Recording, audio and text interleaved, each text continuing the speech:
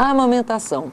Existe um estudo importantíssimo dos Hallows, que eles trabalharam muitas décadas com macacos e um estudo sobre amamentação. E eles pegaram, muitos de vocês talvez tenham conhecimento desse estudo, porque ficou super famoso. Pegaram macacas e colocaram as macacas, uma de arame, a outra de espuma, e aí um macaquinho tinha que só tomar leite na macaca, por exemplo, que estava com arame, ele tomava somente o leite e saía correndo para ficar com a de espuma. Então, uma das coisas que se percebeu é que a amamentação não é só por uma questão de sobrevivência. Na verdade, a relação importante de aconchego. Hoje, o que eles descobriram é que as macacas macacas fêmeas, que tinham sido aleitadas com as tais mães de arame, elas, quando eram mães, maltratavam seus filhos. Ou seja, a experiência de maternidade, ela é reproduzida, né? O Croxton, um pesquisador, diz assim: os humanos são os únicos mamíferos que criam seus filhos como se esses não fossem mamíferos, né? Então, aí está a base da capacidade de generosidade, porque essa cultura da escassez vem muito disso. Se você, no seu primeiro ano de vida, toda vez que você tem fome, lá tem sempre comida, isso vai criar uma mentalidade em você da cultura da generosidade e que sempre tem no planeta. Mas se você foi amamentado pela mamadeira, você, de alguma maneira, recebeu uma impressão de que não é tão generosa a natureza, né? Pode ser que falte, né? Então, a outra coisa é a afetividade, a capacidade de fraternidade, de compartilhar e a capacidade de uma sexualidade plena. Então, é muito importante observar o seguinte. Veja bem, observando essa escultura do Pisano, que é um escultor famosíssimo, vocês observam que está muito esquisito essa postura da mãe e do bebê. Por quê? Porque não pensem vocês que a amamentação é uma coisa que sempre aconteceu.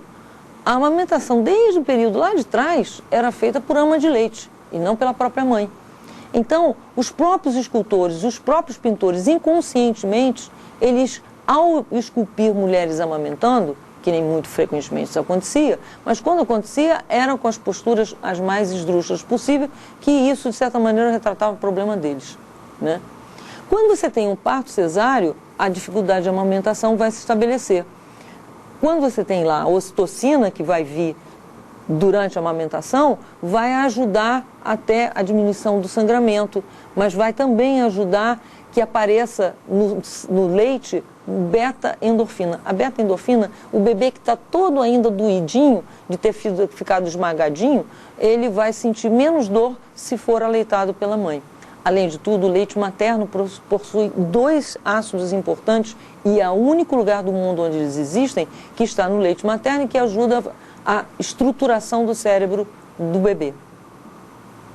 Observe aí que quando a amamentação, e isso é uma coisa muito, muito, muito recente, se descobriu que não só os ácidos que aparecem no leite materno e que ajudam ao desenvolvimento do cérebro do bebê, que, diga-se de passagem, no primeiro ano de vida, 70% do cérebro que vai estar na vida adulta está presente, 80% nos 2 anos e 90% nos 3. E o que é muito importante é essa relação olho no olho. O cérebro da mãe, o cérebro direito, baixo download do cérebro direito do filho e o esquerdo, baixo download só pela condição de olhar. A amamentação, na verdade, desde a época de Hipócrates já se sabia que era importante. Mas, na verdade, tudo isso vem aos trancos e barrancos e só agora, na década de 90, a Cúpula Mundial da Infância conseguiu trabalhar muito essa questão.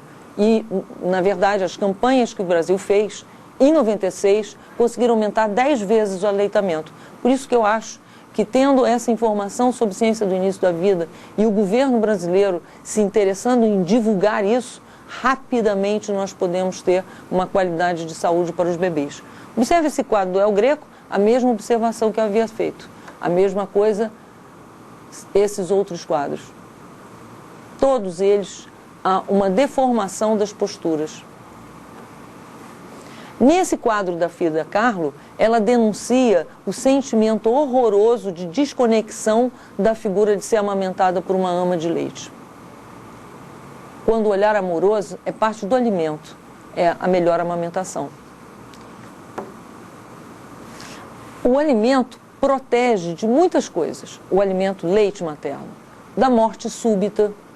A criança aleitada, no mínimo até 6 meses, ela tem mais, vai acabar tendo uma certa proteção para doenças, câncer, tipo câncer.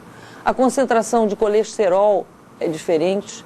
O risco de doença cardiovascular, arteriosclerose, xeroftalmia, que é um tipo de cegueira noturna. A amamentação, pelo menos de 3 meses, ela ajuda na formação da massa óssea e a amamentação protege bastante da programação futura de obesidade.